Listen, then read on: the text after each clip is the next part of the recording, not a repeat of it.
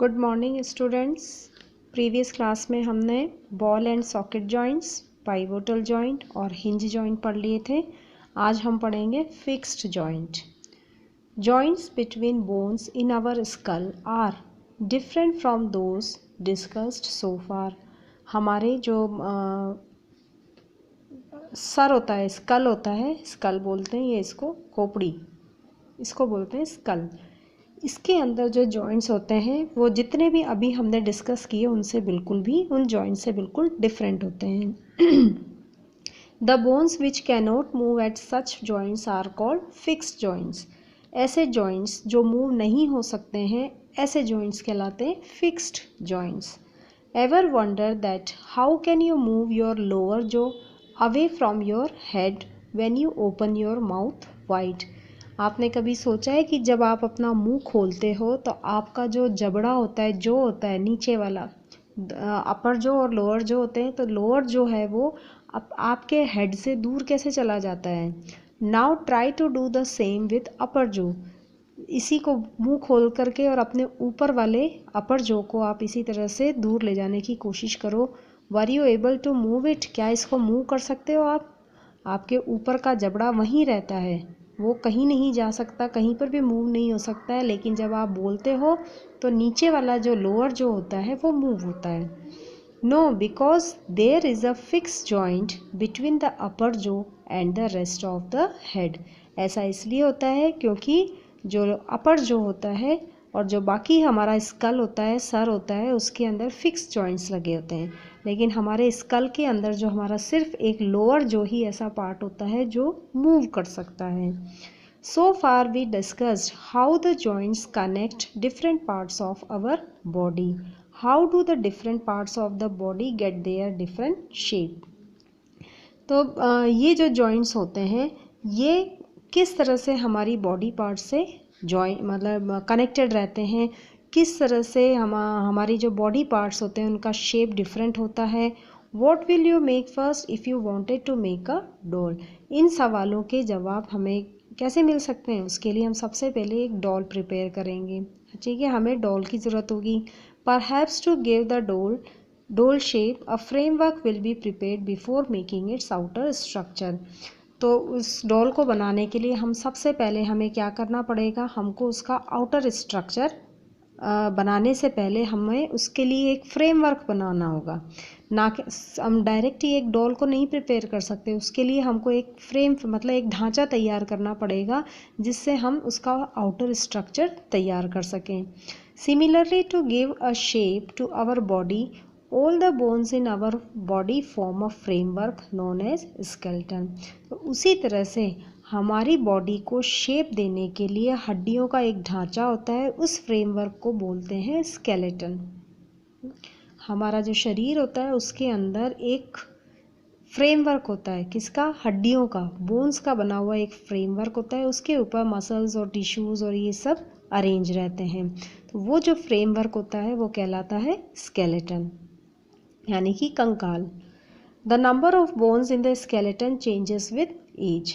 हर उम्र के लोगों के अंदर जो नंबर ऑफ बोन्स होती हैं, हड्डियों की संख्या होती है, वो डिफरेंट होती है। At the time of birth human skeleton is composed of around 305 bones.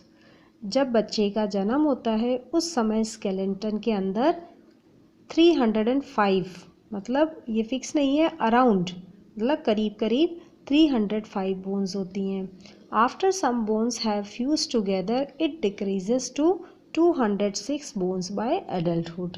जैसे जैसे बच्चा ग्रो होता है तो इनमें से आपस में कुछ बोन्स एक दूसरे के साथ में फ्यूज़ हो जाती हैं, मिल जाती हैं एक दूसरे से, और जुड़ने के बाद फिर जैसे जैसे बच्चा एक एडल्ट स्टेज में आता है तो उसकी बॉडी के अंदर 206 बोन्स रह जाती हैं, मतलब करीब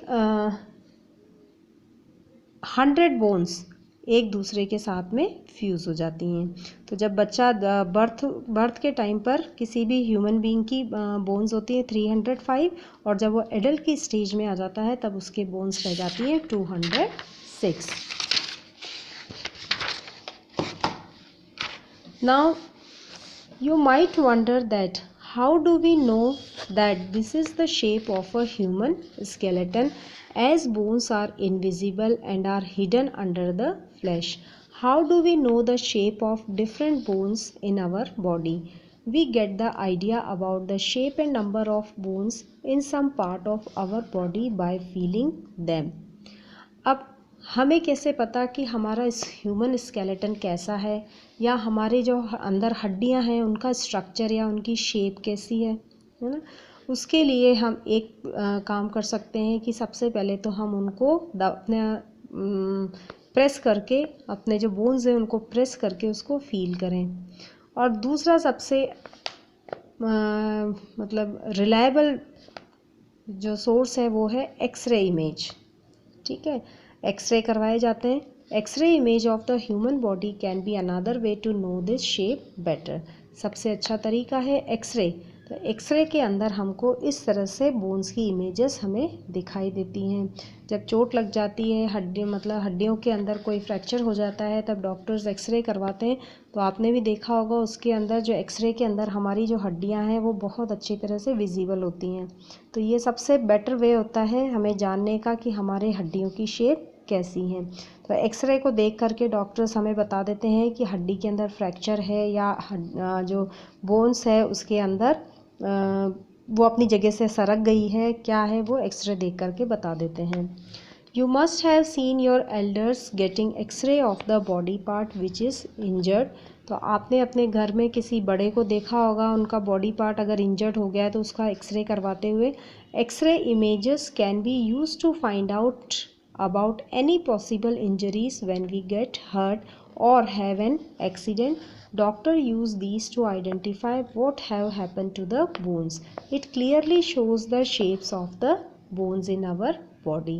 तो जब आपके घर में किसी बड़े के किसी बॉडी पार्ट में इंजरी हुई हो या कोई एक्सीडेंट हुआ हो या किसी चीज़ से लग गई हो, तो डॉक्टर्स एक्सरे करवाते हैं। तो वो आपने देखा होगा उसके अंदर डॉक्टर्स आइडेंटिफाई कर लेते हैं, पहचान जाते हैं कि एक्चुअल में बोन के साथ में क्या हुआ है, उसके अंदर कोई फ्रैक्चर हुआ है या वो अपनी जगह से सरक गई है। तो उसका पूरा शेप जो है बोन का वो इसमें क्लियरली दिखाई देता है। Now feel the bones in your forearm, upper arm, lower leg and upper leg. Find the number of bones in each part. Similarly, feel the bones of your ankle and knee joint and compare with the image of X-rays.